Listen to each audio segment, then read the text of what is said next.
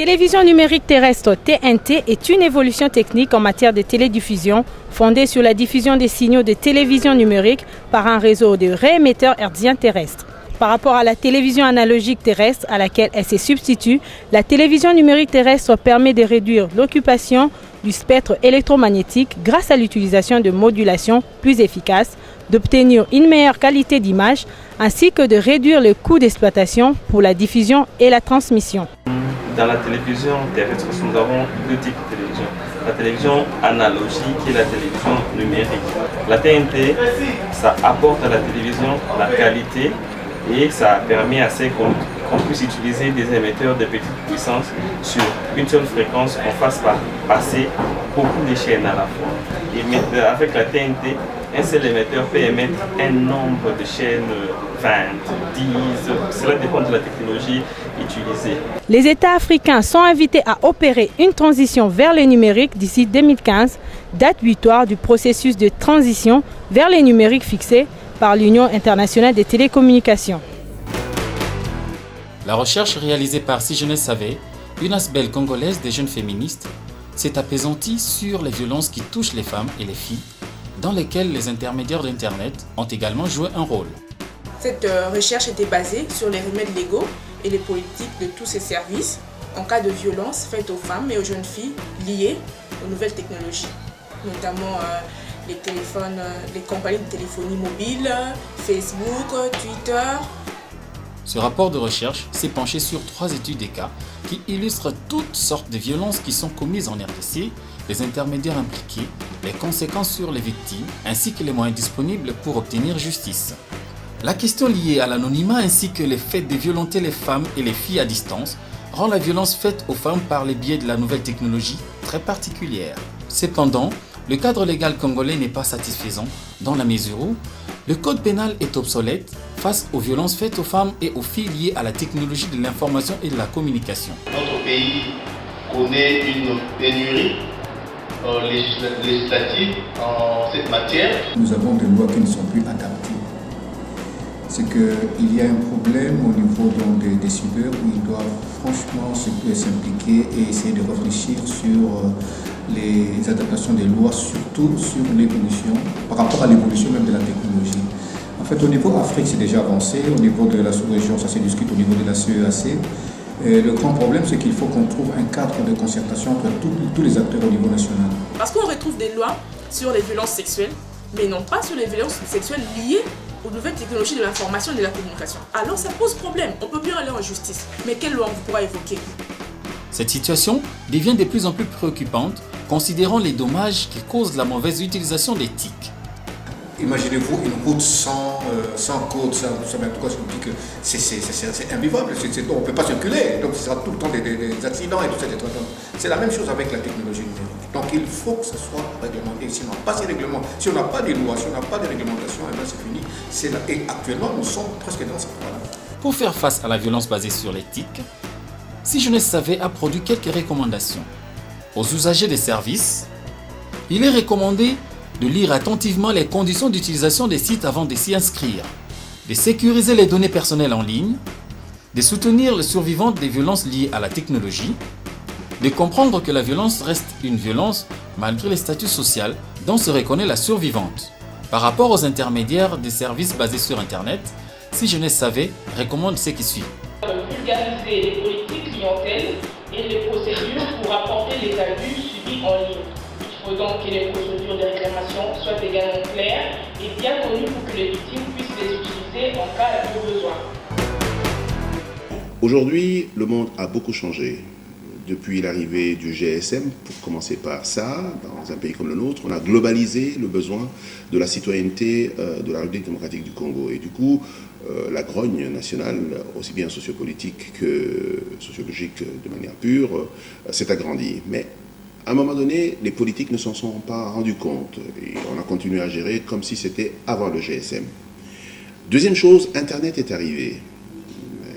Avec un certain nombre d'outils qui permettent un certain niveau de transparence. Et la République, encore une fois, est restée en plein sommeil.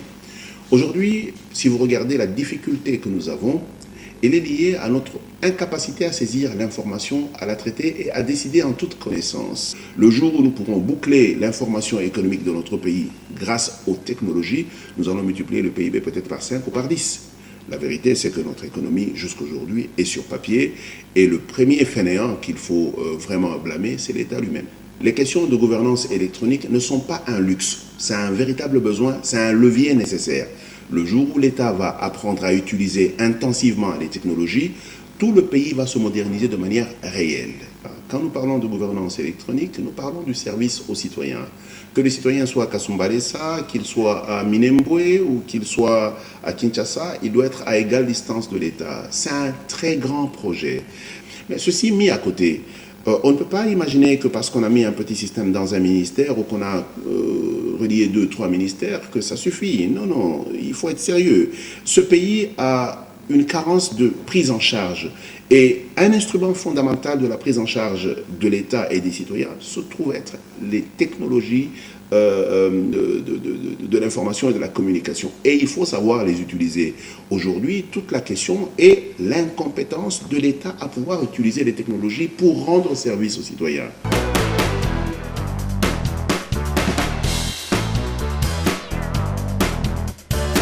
Nous sommes ici à Limité pour la visite de cet espace de 200 mètres carrés qui sera très bientôt aménagé et abritera le premier centre d'innovation technologique en RDC, Imani Hub. Ici vous êtes donc à Imani Hub et donc c'est un espace de coworking, un laboratoire de technologie et d'innovation. Pour l'instant donc là on a quelques petits travaux de rafraîchissement à faire avant d'ouvrir le lieu. Imani Hub est un espace de collaboration qui soutient les travailleurs indépendants du secteur des nouvelles technologies de l'information et de la communication, en particulier les jeunes qui désirent transformer leurs idées en activités commerciales. Imani Hub, c'est un espace de coworking. Aujourd'hui, à Kinshasa et en RDC en général, il y a beaucoup de développeurs, beaucoup de jeunes geeks qui ont des idées innovantes, mais qui manquent, comme la plupart d'entre eux, des endroits où travailler. Quand on vient ici, on doit pouvoir être à même de développer des projets, de les finir et d'avoir les appuis suffisants pour pouvoir les remettre après sur le commerce, de pouvoir avoir une visibilité, les commercialiser. On a développé en fait des outils de marketing digital parce que voilà, on est toujours dans le digital et d'ailleurs c'est ces outils de marketing digital qui nous ont permis de s'ouvrir au fait au monde numérique. Et ces outils au fait sont les suivants. On fait du email marketing, donc c'est-à-dire que c'est de la promotion par envoi d'email promotionnel. Profitant de cette ère numérique qui offre de nouvelles opportunités de croissance pour l'Afrique, Imani Hub compte offrir aux coworkers congolais un espace de travail avec connexion Internet gratuite et rapide, ainsi que des équipements et des dispositifs sécurisés et fiables. Imani Hub est là, c'est un hub que nous avons créé pour vous. Certes, nous l'avons créé, mais il ne nous appartient pas. C'est un hub qui appartient aux Congolais, aux Kinois, à tous les développeurs congolais kinois et à tous les geeks congolais. Venez, nous sommes ouverts, il n'y a pas de restrictions, nous n'interdisons personne à venir ici, nous vous accueillerons comme toutes les personnes qui sont présentes ici.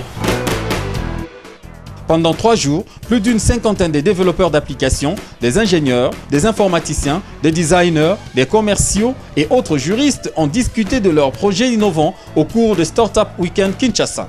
Avec chacun un rêve, celui de décrocher un financement qui lui permettra de transformer son projet en application web ou mobile.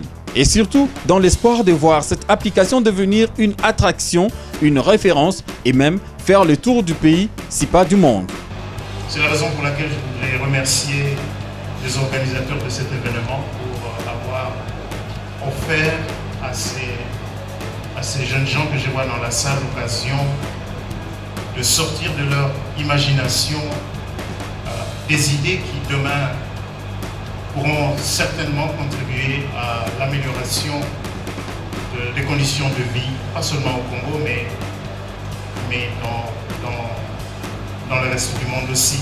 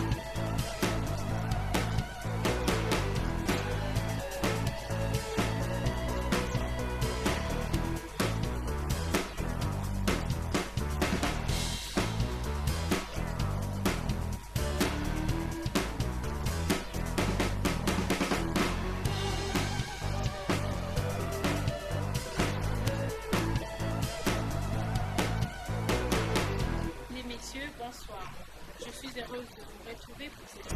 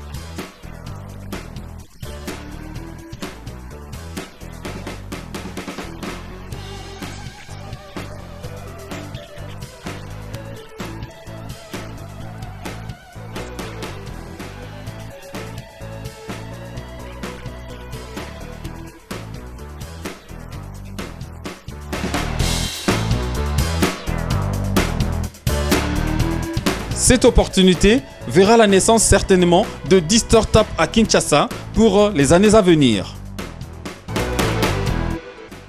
Les entrepreneurs sociaux, parmi lesquels figurent la plupart des acteurs du secteur de technologie de l'information et de la communication, ont besoin d'être encadrés pour garantir la viabilité économique de leur entreprise.